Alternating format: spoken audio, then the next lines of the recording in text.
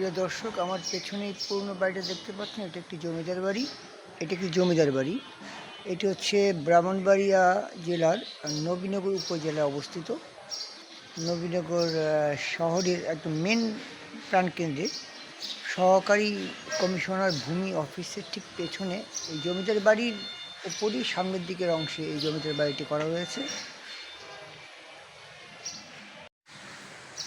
জমিদার বাড়ির নেম প্লেটটি আছে, কিন্তু নেম প্লেটে কোনো কিছু নেই, এখন আর নাম কিছু বলা যায় না, কোনো কিছু পরিষ্কার না। তবে চৌধুরী কথাটা উল্লেখ আছে লাস্টে, এটা মোটামুটি একটু বোঝা যায়। ওই জায়গায় দেখাচ্ছি চৌধুরী।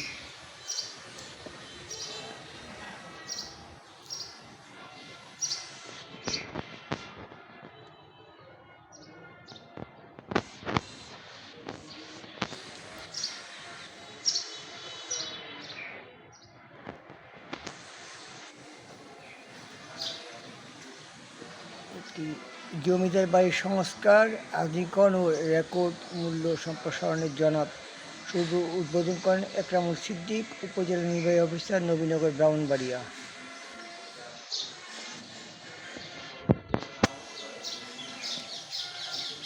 এগুলোতে সরকারিভাবে তালা মারা, তালা দেখা যাচ্ছে।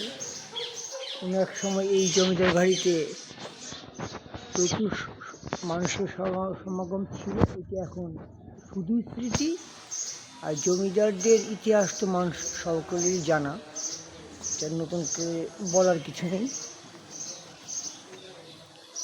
এ হচ্ছে সহকারী কমিশনার ভূমির কার্যালয়, এই হচ্ছে জমিদার বাড়ি। এর কোনো উত্তরসূরি নেই, যে কারণে এটা সরকারি খাস জমি হয়ে গেছে।